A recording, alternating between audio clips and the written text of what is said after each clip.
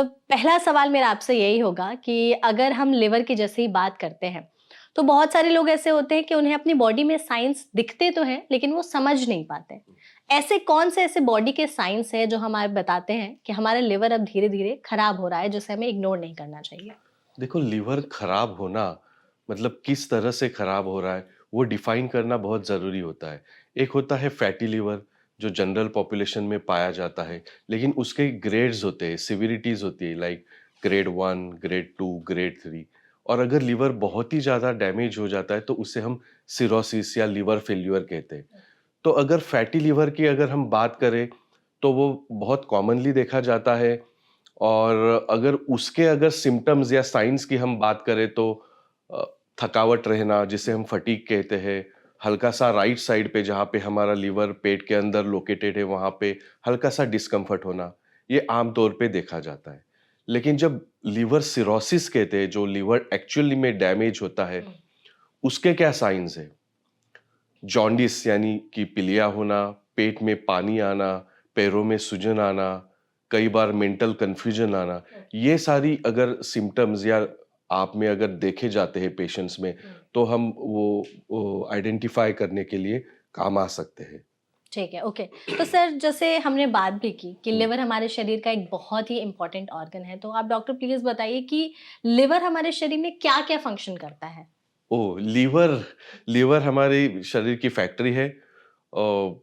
उसके कई सारे फंक्शंस हैं, सिंथेटिक फंक्शन है और डिटॉक्सिफिकेशन का फंक्शन है, इम्यूनिटी का फंक्शन है। अगर सिंथेटिक फंक्शन की हम बात करें तो प्रोटीन, अल्बुमिन जो हम कहते हैं, वो लीवर में बनता है। कई सारी विटामिन्स जो है, वो लीवर में बनती है। प्लेटलेट को बनाने वाला हार्मोन जो है, जो हमारे ब्लड में प्लेटलेट की मात्रा बना के रखता है, वो भी लीवर में बनता है। डिटॉक्सिफिकेशन की बात करें तो देखो ऐसे है कि जो भी हमारे बॉडी में जितनी भी प्रोसेसिंग होती है वो अल्टीमेटली लीवर में जाती है और वहां से ही वो डिटॉक्सिफिकेशन होके जो टॉक्सिक वेस्ट प्रोडक्ट है वो ब्लड में रिलीज होते हैं, कुछ बाइल में आते हैं, कुछ ब्लड में जाते हैं और वो किडनी से निकल जाते हैं। ओके, तो बेसिकली ये एक तरह का फ़िल्टर है, जो फिल्टर है, हाँ, बिल्कुल, तो बिल्कुल हमारे शरीर फिल्टर है। में जो गंदगी है उसे निकालता है। बिल्कुल। और इम्यूनिटी इम्यूनिटी का भी एक बहुत इम्पोर्टेंट ऑर्गन है। हुँ। जो होस्ट इम्यूनिटी या रेजिस्टेंस जो हम कहते हैं इन्फेक्शन के अगेंस्ट, उसमें भी लीवर हमारा काफी तरह से मदद सक्रिय करता है। होता है। ओके, बिल्कुल, बिल्कुल। बिल्कुल। या डॉक्टर एक और चीज़ बताइएगा कि लिवर की प्रॉब्लम आजकल इतनी ज़्यादा लोगों में बढ़ती जा रही है। आई थिंक जब भी किसी से बात की जाती है तो उन्हें कुछ या तो ऐसे लक्षण दिखाई देते हैं हुँ, कि उन्हें लिवर से रिलेटेड कोई प्रॉब्लम रहती है या फिर उन्हें प्रॉब्लम ही होती है लिवर से जुड़ी कोई भी बीमारी। क्यों ऐसा हो रहा है? आज के समय में ऐसा क्या बदलाव हुआ है कि लिवर की बीमारी बहुत ज़्यादा बढ़ रही है? 2 कारण हैं। सबसे पहले तो हम अल्कोहल की तरफ जाते हैं। अल्कोहल का सेवन बढ़ा हुआ है। मैं ये नहीं कहूँगा कि पुराने ज़माने में अल्कोहल का सेवन नहीं होता था, बट यंगर जनरेशन नाउअडेज़ ऐसे है कि अल्कोहल की तरफ थोड़ा-सा ज़्यादा उनका इंक्लिनेशन है। बहुत कम उम्र में वो शराब का ज़्यादा सेवन शुरू कर देते हैं। और सेकंड, मोस्ट इम्पोर्टेंट, हमारी जो दिनचर्या जो है, लाइफ़स्टाइल जो है, डाइटरी फैक्टर्स और लाइफ़स्टाइल, वो हमारी पूरी तरह से सेडेंटरी हो गई है। एक्सरसाइज़ कम हो गई है। जो खाने-पीने का सेवन है, उसमें जैसे हमारा जंक फूड आप कह लो या जिसमें ट्रांस फैट है, प्रोसेस्ड फूड है, उनका सेवन बहुत बढ़ गया है। कोल्ड ड्रिंक्स आप एक कोई भी एक सिंपल एक कोल्ड ड्रिंक ले लो, उसमें कई मात्रा में शुगर या कार्बोहाइड्रेट होता है, तो ये सब हमारे बॉडी में और लीवर पे काफ़ी नुकसानदायक असर करता है। डॉक्टर आपने बात की कि शराब से रिलेटेड हुँ, कि शराब पीने की वजह से लिवर की बीमारियां हुँ। ज्यादा बढ़ रही है। लिवर की बीमारियों का नाम सुनते ही लोगों के मन में यही आती है चीज कि ज्यादा शराब पीने की वजह से ही लिवर की बीमारी हो सकती है। तो क्या सिर्फ शराब ही एक फैक्टर है या लाइफस्टाइल के अलावा भी और चीजें हैं जो लिवर की बीमारियों को अफेक्ट करती है जिससे इसका खतरा बढ़ता है? देखो, शराब ऐसे है कि शराब एक मेजर फैक्टर है, बट ऐसे नहीं है कि शराब इज़ द ओनली फैक्टर। कई सारे अदर फैक्टर्स जो है लीवर को डैमेज करते हैं। जैसे मैंने आपको कहा कि ओबेसिटी यानी कि मोटापा और जंक फूड का अधिक मात्रा में सेवन होना, दूसरे इन्फेक्शंस भी है लीवर के जो मैं आपको मेंशन करना चाहूँगा, जिसे हम हेपेटाइटिस बी कहते हैं या हेपेटाइटिस सी कहते हैं। ये जो इन्फेक्शंस है जो लीवर पे असर करते हैं, लीवर को डैमेज करते हैं, ये भी उन्हीं कारणों में से है जो अल्कोहल छोड़ के, जिसे हम non alcoholic fatty liver disease कहते हैं और जो लीवर को डैमेज करते हैं। ओके। सो बेसिकली लीवर का डैमेज दो तरह से डिफाइन किया जाता है। एक है अल्कोहलिक फैटी लीवर डिसीज, जिसका मतलब अल्कोहल के सेवन से लीवर का डैमेज हो रहा है, और एक होता है non alcoholic fatty liver disease, जिसमें अल्कोहल का सेवन नहीं होता है, उसमें दूसरे फैक्टर्स प्ले करते हैं। जैसे एक बार और डिफाइन कर दीजिए कौन-कौन से? जैसे कि ओबेसिटी यानी कि मोटापा, जिसे हम अभी रिसेंटली नया नाम दिया जा रहा है, मेटाबॉलिक एसोसिएटेड लीवर डिसफंक्शन कहा जाता है उसको। दूसरा जंक फूड का सेवन, ओके।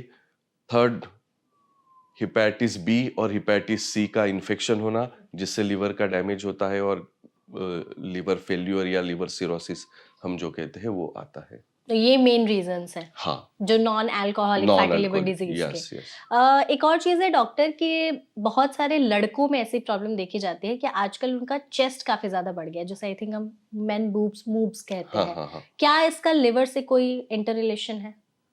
यस। मैं ऐसे नहीं कहूँगा कि अगर मेल ब्रेस्ट अगर प्रोमिनेंट हो रहे तो वो लीवर फेल्यूर से ही हो रहे, ये कहना थोड़ा ज़्यादा हो जाएगा। बट हाँ, जिन लोग पेशेंट्स का लीवर डैमेज है या लीवर सिरोसिस है और उसके वजह से उनको लीवर फेल्यूर हो रहा है, उनमें जो मेल है उनमें जो ब्रेस्ट है उनमें स्वेलिंग आती है, और it is a sign of liver failure. Okay, तो या इसको कैसे कम कर सकते हैं?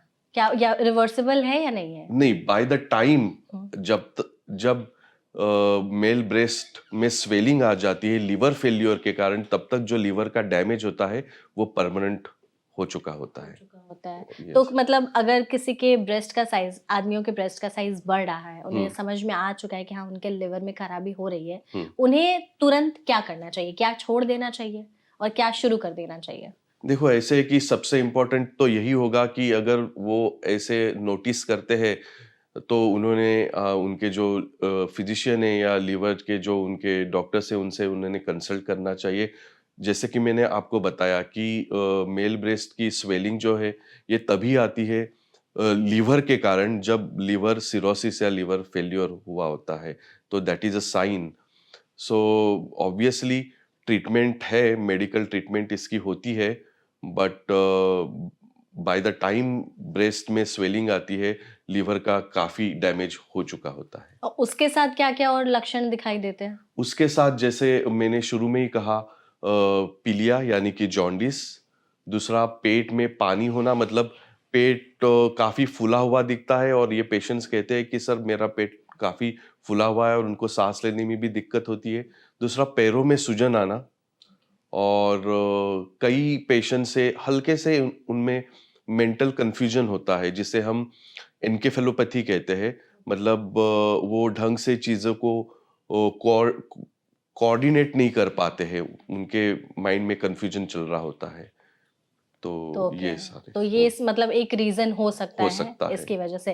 खर्राटों से भी डॉक्टर इंटरलिंक करके देखते हैं कि जो लोग ज्यादा खर्राटे लेते हैं, क्या उन्हें लिवर की कोई प्रॉब्लम हो सकती है? नहीं, ये कहना सही नहीं होगा।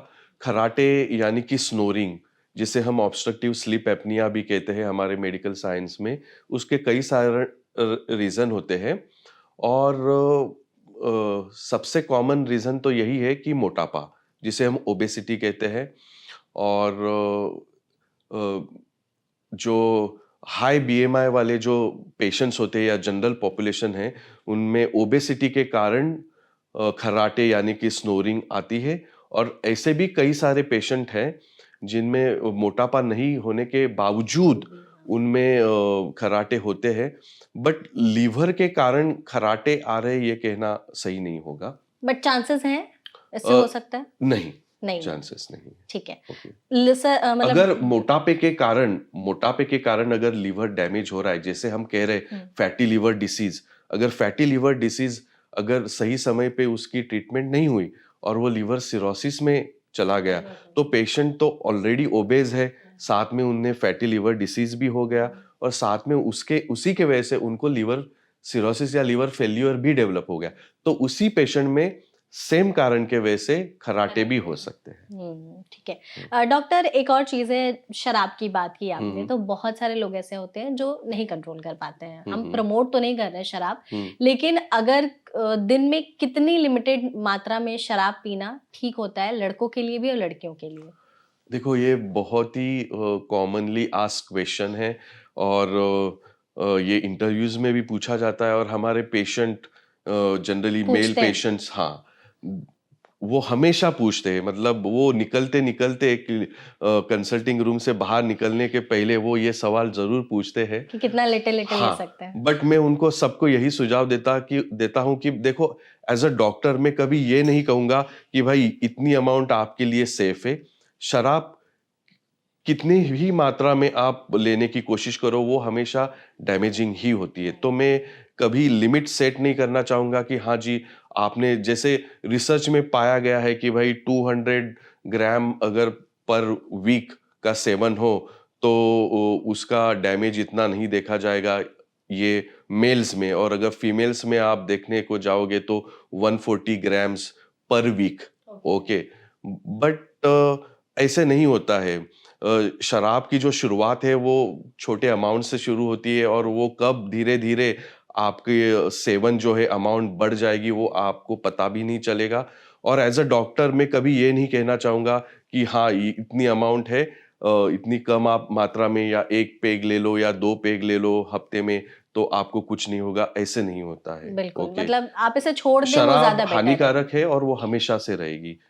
करेक्ट। हम्म, डॉक्टर, एक और चीज़ है कि जैसे ही हम शराब की बात करते हैं, तो उसके पीने की वजह से बहुत सारी मतलब चीज़ें तो होती ही हैं, साथ ही फैटी लिवर की जो प्रॉब्लम है, हम्म, जब इतनी ज़्यादा बढ़ गई है, हम्म, तो लोगों को लगता है कि हम शराब पीना छोड़ देंगे, तो हमें लिवर की आगे चलकर कोई बीमारी नहीं होगी। फॉर एग्जाम्पल, हम्म, जैसे किसी इंसान ने 10 से 15 साल तक लगातार शराब पी है, हम्म, 10 से 15 साल के बाद उसने शराब पीनी छोड़ दी, हम्म। तो क्या ऐसा है कि अब उसे लिवर की कोई बीमारी नहीं होगी? ये बिल्कुल ऐसे है, अच्छा। क्योंकि लीवर एक ऐसे ऑर्गन है कि जो उसके डैमेज सेल्स जो है वो तो मतलब जब लीवर हील होता है तो स्कारिंग होती है और उसके वजह से फाइब्रोसिस होता है। But liver is the only organ जो रीजनरेट होता है। अच्छा। तो अगर कोई भी जनरल पॉपुलेशन में से आप इंसान ले लीजिए या पेशेंट ले लीजिए, अगर वो अल्कोहल का सेवन उन्होंने कई साल तक किया है लेकिन अगर उनके लीवर में चेंजेस नहीं आए हैं, ओके, और वो अल्कोहल का सेवन अगर बंद कर देते हैं तो उनका लीवर बिल्कुल रिकवर हो सकता है। लेकिन एट द सेम टाइम ये सबको समझना होगा कि अगर डैमेजिंग इफेक्ट्स जो हम कहते हैं लीवर फंक्शन में, स्ट्रक्चरल यानी कि जो लीवर का जो स्ट्रक्चर है उस पे, या फंक्शनल यानी कि जो लीवर का जो फंक्शन है उस पे ऑलरेडी आ चुके हैं, जिसे हम लीवर फाइब्रोसिस, सिरोसिस या लीवर फेल्यूर कहते हैं, तो फिर अल्कोहल छोड़ने के बावजूद जो डैमेज है वो हो चुका है। फिर आपको तो कोई नहीं बस बचा इतना सकता। है कि अगर वो उस स्टेज पे भी वो अल्कोहल छोड़ते हैं तो उनका जो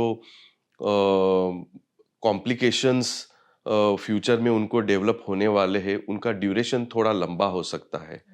बट ऐसे है कि अगर डैमेज होने के पहले अगर वो छोड़ते हैं तो लिवर पूरी तरह से रिकवर हो सकता है और डैमेज होने के बाद अगर वो छोड़ते हैं तो वो इरिवर्सिबल स्टेज में जा चुके जा हैं। चुका है, ओके, फिर उनको कोई नहीं बचा सकता। हाँ। ओके, मतलब लोगों को ये समझ लेना चाहिए कि ऐसा नहीं होता है। अगर एक हम्म, बार डैमेज हो गया तो वापस से उसको रिवर्स करने में बहुत ही कॉम्प्लिकेशंस है, तो बहुत ही इससे बेटर है कि कॉम्प्लिकेशन, आप छोड़ ही दें। बिल्कुल।